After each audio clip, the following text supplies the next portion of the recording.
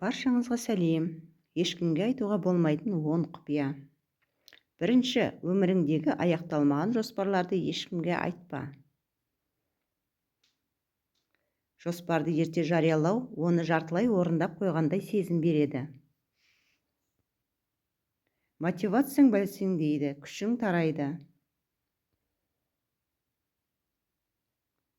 Өз-өзің айт, болған соң ғана көрсетемін.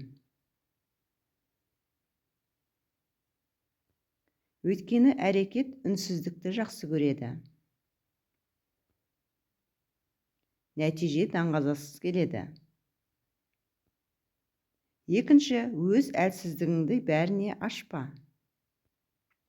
Әр адам сені түсініп қолдай бермейді. Біреу жанашыр болуы мүмкін, біреу керісінше сол әлсіздігіңді өз пайдасына қолдануы мүмкін. Жүрегіңді ұққан адамға ғана аш. Әлсіздігіңді бөлісетін адам жүрегіңе жақын адам болсын. Үшінші, отбасыңның жеке мәселелерін ешкімге жария етпе.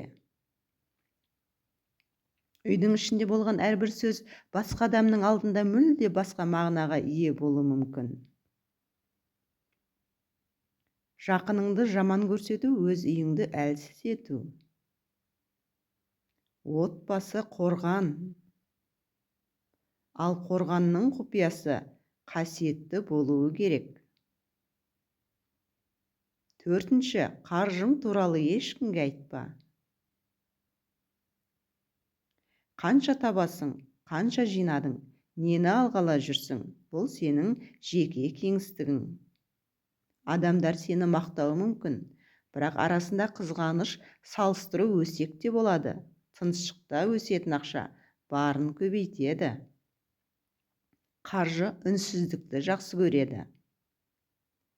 Бесінші, біреудің саған сеніп айтқан сырын таратпа. Сенім әйнек сияқты. Адамның саған берген сыры оның жүрегінің бір бөлігі. Оны тарату жүрегін ренжіту. Сені біреу тыңдаса, сенім артады. Сенім артса, адам жақындайды. Алтыншы, жүрегіңдегі ренішті кез келген адамға ашпа. Қатты айтылған сөз жүректі босатпайды, жараны тереңдетеді. Кей адам сені түсінсе, кей адам керісінше ойыңды ауырлатып жібереді. Реніш айту ем емес, ем тыныштану, сабыр, кешірім. Жетінші, армандарыңды өзіңе күмәнмен қарайтын адамдармен бөліспе. Сенің үлкен арманың үшін біреудің бір ғана теріс пікірі жеткілікті. Сөз қуатты, біреудің жағымсыз сөзі арманыңды әлсіретуі мүмкін. Сондықтан арманыңды жүрегі таза, шынайы қолдайтын адаммен ғана бөліс. Сегізінші, өткендегі қателіктеріңді көпшілікке тізбектеп айтпа. Әр адам түсіне бермейді, кейбірі сені айыптайды, кейбірі пайдаланады. Қателік өмірдің сабағы, ол өткен шақта қалуы керек. Оның міндеті сені өсіру, өзгеге әңгіме болу емес. Тоғызыншы, қарым-қатынасың туралы еш нәрсе айтпа, жақсысын да, жаманын да. Кей қуаныш жария болғанда әлсірейді. Кей қиындық айтылған сайын үлкейе береді. Жеке қарым-қатынас екі адамға арналған. Бақыт тыныштықты жақсы көреді. Тыныштық сезімді сақтайды. Оныншы, жоспарларыңның уақытын, әрбір қадамын кіммен жасайтыныңды жариялама. Үнсіз жасалған жұмыс ең нәтижелі жұмыс. Өйткені сыртқы сөздер, артық пікірлер, күмәнді көзқарастар сенің ішкі энергияңды әлсіретеді.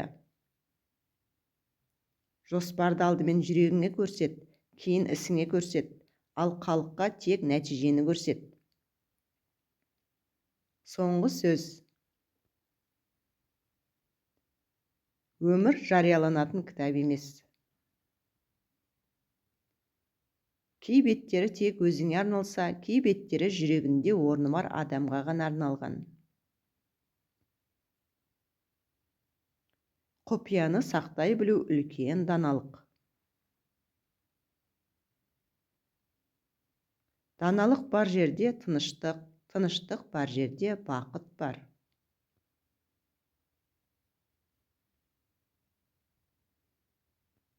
Бейнебаянымыз ұнаса, қазақша арнамызды қолдап, лайк басып, қоңыраушаны белгілеп, тіркеле кетіңіз.